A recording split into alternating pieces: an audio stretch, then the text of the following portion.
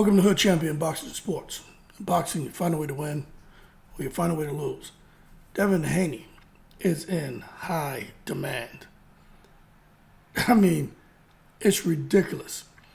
And I see old Eddie Hearn sitting there just licking his chops. He already said he wants to work with Devin Haney the rest of Devin Haney's career. But you can't blame Eddie Hearn for wanting to get something in place right now when you look at what Devin Haney and his father have been able to accomplish right up to Devin Haney's current age of 25 years old, and how they've been smart with business and smart with selecting their opponents, and have been extremely dedicated to the sport of boxing and discipline. There's no surprise that Devin Haney is where he's at right now in the sport of boxing. You can say what you want about him, have opinions about him, but the bottom line is he's getting in the ring and he keeps winning. And I personally don't see him losing anytime soon, unless he takes it to the stupid and just gets a little overzealous and handicaps himself by going up against somebody who does the same things that he does very well, but they're just bigger and stronger. Now, that being said, for those of you who are wondering, hey, Hood, what do you mean Devin Haney is in high demand? Well, if you haven't been paying attention out there on Twitter and seeing the different, boxers and promoters posting stuff. So right now you got Subriel Matias and his team. Obviously, there were some talks that have taken place, a little bit of a disconnect there between Subriel's team and saying the right point of contact for any business negotiation wasn't contacted by Devin Haney's father. But the bottom line is something was started. Somebody initiated conversations to possibly make a fight between Devin Haney and Subriel Matias. Then you look at the possibility of Teofimo fighting him. Then you look at Ryan Garcia wanting to fight him. Okay. Then you got Conor Benn wanting to fight him now. Okay. Then all the talk about Tank Davis fighting him. Then you got one of Tank Davis' coaches trying to have one of his guys fight Devin Haney. You got Rolly Romero. So Devin Haney went from being a guy who was pretty much laughed at, not being taken seriously, to someone where people are seeing like, hold on a second. Fighting this guy could, like Devin Haney's dad said, could bring me my highest payday. So maybe I should look at him. Plus, in a lot of people's eyes, Devin Haney still looks beatable. And I'm going to tell you, I think that's a positive thing. Because when you're someone who's getting in the ring like what Triple G was doing, just destroying everyone, it's damn near impossible to make a fight with a guy like that because people don't want to go and lose. But when you're Devin Haney and you're in the ring and you look at it and you're thinking to yourself, he just doesn't look like he's doing anything that spectacular. Although he keeps winning, practically shutting out opponents. I know there's someone sitting at the computer screen right now, their iPhone, saying, "Screw you, head champion, Lomachenko. He beat Devin Haney. How dare you? Wicked sorcery." You hold your horses, subscribe and kill the noise. Devin Haney is out here winning lopsided decisions. But he just doesn't look that spectacular to the untrained eye. But when you watch what Devin Haney does in the ring, in every single fight, Devin Haney seems to have gotten better, seems to be making less mistakes, and seems to be doing the right things. Now, I'm going to tell you right now, that fight against Regis Prograis, that fight wasn't supposed to go like that, people. Regis was supposed to at least knock Devin Haney down early in the fight, and that would be the wake-up call for Devin. Then Devin would go on and chicken peck his way to a victory. That's not what happened. Devin got in the ring and started stepping to Regis, tattooing him, making him uncomfortable, knocking him down, hurting him. And I think if Devin would have put his foot on the gas, I think he could have stopped Regis. But Devin Haney, his dad, said, nope, stay focused and disciplined. If the knockout comes, it does. If not, it doesn't matter. Box your way to a victory. And that's what he did. So now when you take a look at Devin saying, look, I just want the biggest money possible. So he will have conversations with everyone. Somebody was saying Devin Haney doesn't know what he wants to do. Devin Haney is doing the right thing. He's exploring his options. And Eddie Hearn wants to make sure, especially if he's going to keep working with Devin, that they do that. The biggest fight, biggest name, most money, and that's what they want. Everybody wants to make money, but the most important thing is for Devin to keep winning. So when you look at what his options are, I'm going to be honest with you. I think Devin right now should focus on 140.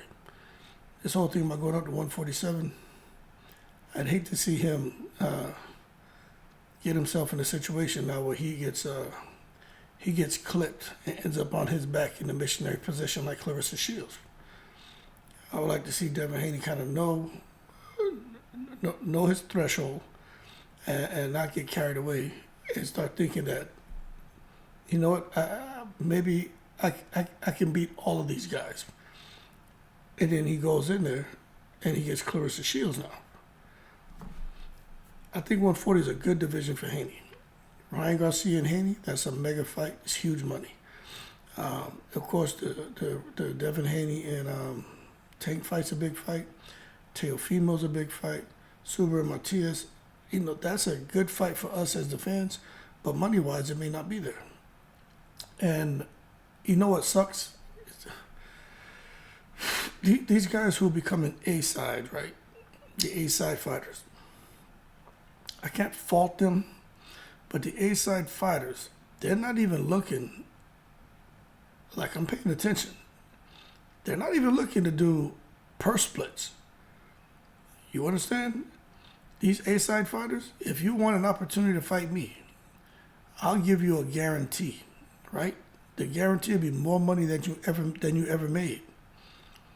But you have to take that flat fee and that's it. And that is very unfortunate. That's the same thing that Logan Paul did to Dylan Danis when they fought. Gave him a flat fee, most money that he ever made. But as far as pay-per-view, live gate, ticket sales, he couldn't touch it. Endorsement deals, etc., he couldn't touch it. So now you take a look at these guys who are the A side, like the Tank Davises. I'm watching what Devin Haney's going to do. Look like Eddie Hearn and Devin could go that route too. They're looking to give guys just a flat fee. You know what I'm saying? And everything else that comes in, money-wise, they keep to themselves. Now, some would say, well, that's horrible business. I don't think I'd use the adjective horrible to describe that kind of business. I just think it's shrewd business. And at the same time, when you're the A side, there's things you can do. And fighters are either going to accept it or not like it and not accept it. It's pretty simple. But to me, Devin Haney has to keep winning. There's a lot of people who feel Devin Haney has broken the mold and he's cracked the case and he's infiltrated secret society headquarters and overthrown them. Now hold your horses. Let's not take it to the stupid. None of that's happened. Matter of fact, I think the secret society kind of likes Devin Haney. At the end of the day, when he's out here on social media and he's carrying on and talking like a tough guy, Tupac, Shakur. Let me tell you something. Devin Haney's not that. He's a good kid. His father raised him right. And Devin Haney, when he cusses and he tries to play like he's hard, it doesn't even come off naturally. You know what I'm saying? But when he talks nice and he smiles and he's pleasant, that's the true Devin Haney. So we'll see what happens with him going forward. But everybody wants to fight him. It's damn ridiculous. Now, if you let the fans tell it, Devin Haney should be going up to fight Canelo because he's about the same height and everything. But what I will tell you is everybody is gunning for Devin Haney. And I think Eddie Hearn's going to sit back, Devin Haney's going to sit back and just keep letting these guys, man, it's like being at an auction and you're trying to auction off something. And these people just keep going back and forth to the highest bidder gets to fight Devin Haney. And I think in this case, it's not a matter of just the highest bidder. It's the person who's willing to probably who has the most, brings the most to the table, but willing to take the least amount of money. And we just got to wait and see who that is. Because the person who's going to do that is the person who's going to bet on themselves. like Devin Haney going to Australia betting on himself to beat Kambosos. It's going to take a fighter like that. And I'll be honest with you, I wouldn't be surprised. Out of all these fighters, Conor Benn, Ryan, Teo, Tank, Rolly, the Keith Thurmans, Stanley Eunice, and these other fighters. There's one fighter I think who will call his bluff and bet on himself. But you gotta pay him. You gotta pay him right. But you may not have to pay him as much as what some of these other fighters will want. I think Subriel Matias will call his bluff because now he gets a unification at 140. So let's wait and see what all pans out. But there's a lot of discussions going on. But the bottom line is, the lower the supply, the higher the demand. And for Devin Haney, there's only one of him. So the demand for him is extremely high. People think, like these boxers still thinking that getting in the ring with Devin Haney is an easy fight. I'm telling you right now, man, it may look easy from the outside, but if you watch what Devin Haney's doing, he does so much. Waiting to see when you lift your leg up, waiting to see if you're going to switch your stance, waiting to see what hand you're dropping. He'll throw a jab up top, he'll come back with the hook, then he'll go to the body, then he'll throw the lead right hand. He's changing up his shots. He's changing up the speed, changing up the power. He'll lift up his back foot just to get a shot off, that straight right hand off faster, opposed to sitting down on it and then coming out a little bit slower with more power. So he'll take the power off and focus more on speed just to make sure he lands and gets his shots off. And that flushes the opponent. Then the next one he'll throw with a lot of power. So Devin Haney, if you don't know what you're looking at, you won't really appreciate his IQ.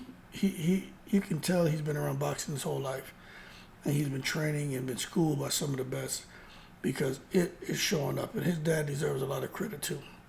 But that being said, man, Devin Haney is in high demand. At least for now, you got to keep winning. But I think even Eddie Hearn realizes, you know what, we need to strike while the iron's hot and get a few fights, probably over there in Saudi, with the right name, and get him squared away. But one thing that concerns me, all these promoters, the first line of business for them, if they're going to make a fight and they can do it in-house, and that's what they're going to do. And over there in Saudi Arabia, Conor Benn can fight in Saudi Arabia. Conor Benn's talking about coming down to 147, and he's calling out Devin Haney. All I'm going to tell you guys out there, you wonderful subscribers, even the ones who be hating on me and shit, do not be surprised if all of a sudden Conor Benn, who's done nothing to earn a fight against Devin Haney, ends up somehow in line for a fight with Devin Haney. Because remember, Eddie Hearn is all about, his fighters, but he has a good relationship with Conor Benn. And I don't think he'll try to necessarily do Devin Haney dirty, because when you look at, when you look at longevity and someone who you can work with for a long time, and you don't really have many obstacles you have to overcome with the British Boxing Board of Control and VADA and fans and everything. Devin Haney's he's like his name is. He's a dream. He brings no drama. He does the business. Don't have to worry about anything crazy with Devin Haney. But I still think that Devin Haney fighting Conor Benn, I think Devin Haney does the business. I think Devin Haney gets that win. But I don't think Conor Benn deserves that fight. But I would not be surprised if Eddie Hearn tries to do something in-house, make that fight, and give Devin Haney like a $25 million payday or more, especially if they take that fight to Saudi. What other fighter can what's his name, Eddie Hearn, line up for Devin Haney? That would be seamless negotiations, right? Very seamless negotiations where they can actually make that fight, give Devin Haney the money he wants, give the fighter the money they want to give him, and go have it over there in Saudi. There's no other fighter.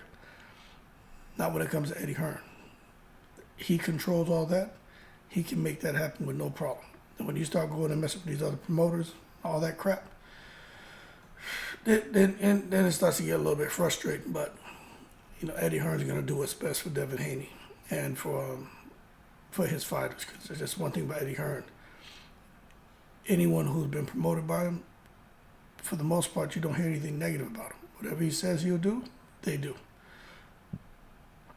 That being said, y'all keep cool. Shout out to the veterans, all 7 continents. Devin Haney's in high demand, and I think his next fight's going to probably blow some people's minds. He's going to be a big name. May not be the name we want, but I think he's going to end up being in Saudi Arabia. Y'all keep cool. In the breeze.